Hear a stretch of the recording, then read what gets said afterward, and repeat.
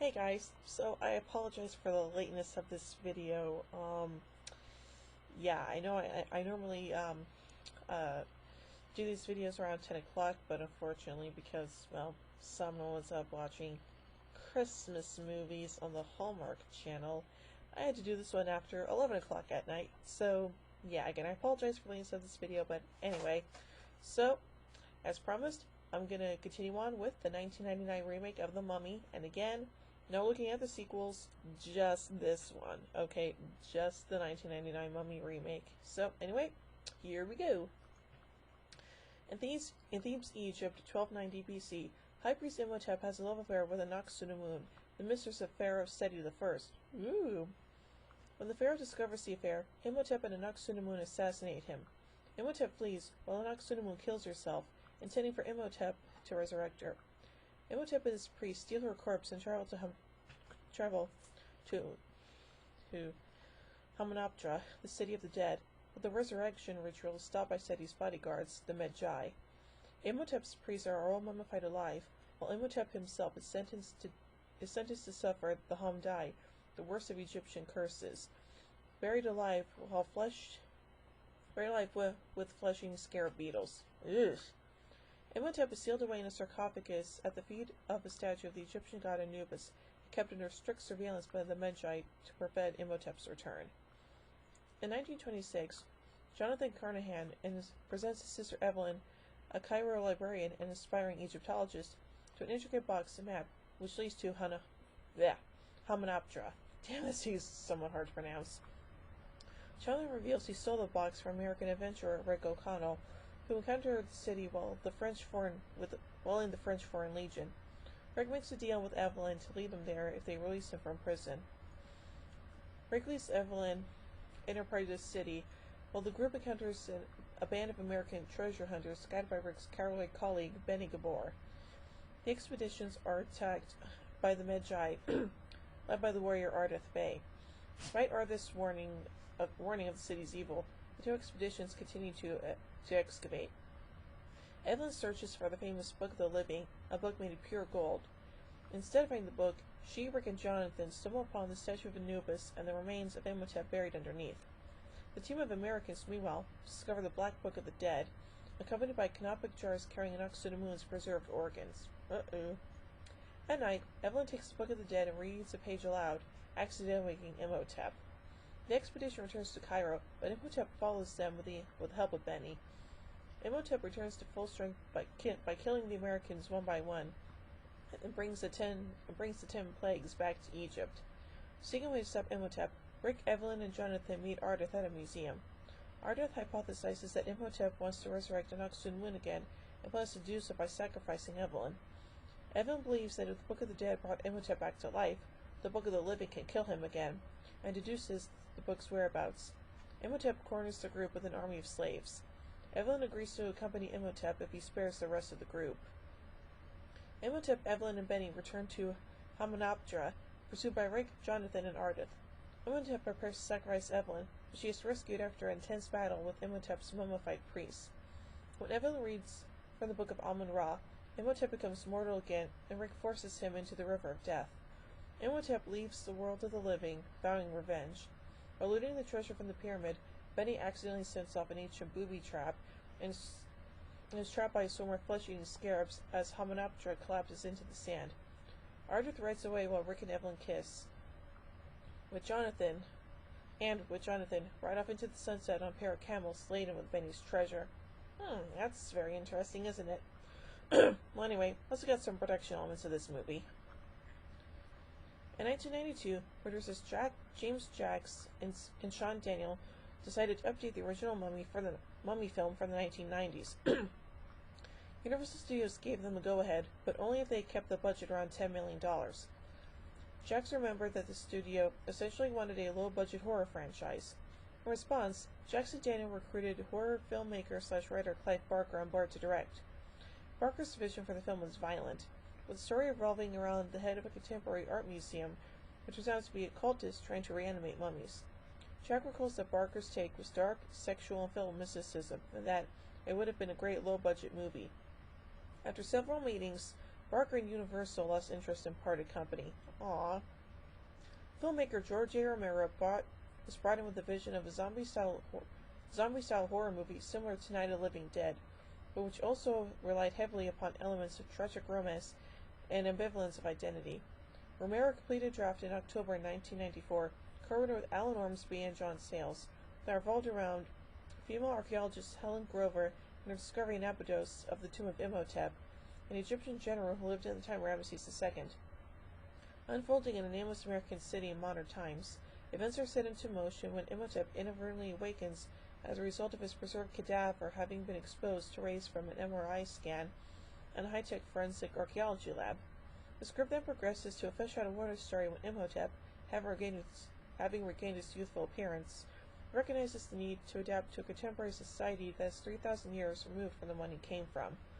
Assuming at first that he is a representative from the Bureau of Antiquities, Helen finds herself drawn to a tentative relationship with Imhotep, while also experiencing clairvoyant flashbacks to a previous life in 19th dynasty Egypt as a priestess of Isis.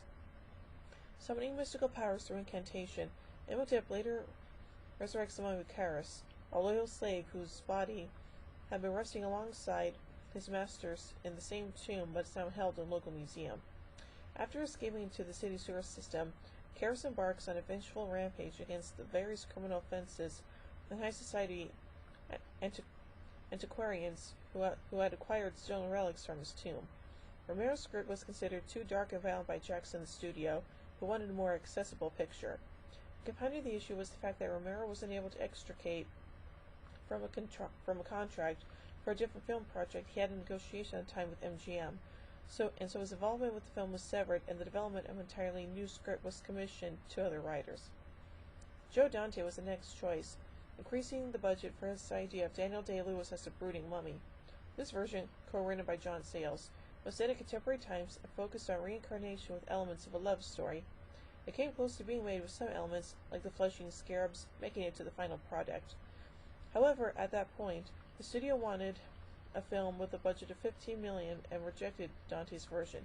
Soon after, Mick Garris was attached to direct but eventually left the project, and Wes Craven was offered the film but turned it down. That would have been awesome. Then, Stephen Sommers called Jackson Daniel in 1997 with his version of the Mummy as a kind of Indiana Jones or Jason of the Argonauts, with the mummy as the creature giving the hero a hard time. Sommers had seen the original film when he was 8, and wanted to recreate the things he liked about it, but on a bigger scale. He had wanted to make a mummy film since 1993, but other writers or directors were always attached. Finally, Sommers received his window of opportunity and pitched his idea to Universal with an 18-page treatment. At the time, Universal's management had changed in response to the box office failure of Babe at Pig in the City, and the loss led the studio to want to revisit its successful franchises from the 1930s.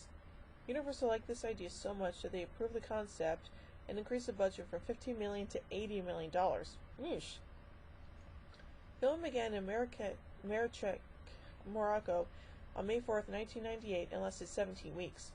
Photography then moved to the Sahara Desert outside the small town of Erfoud, and then to the United Kingdom before completion of shooting on August 29, 1998. The crew could not shoot in Egypt because of the unstable political conditions. To avoid dehydration in the scorching heat of the Sahara, the production's medical team created a drink that the cast and crew had to consume every 2 hours. Sandstorms were daily inconveniences. Snakes, spiders, and scorpions were a major problem, with many crew members having to be airlifted out after being bitten. Ugh. Brendan Fraser nearly died during a scene where his characters hanged. Wes remembered, he stopped breathing and had to be resuscitated.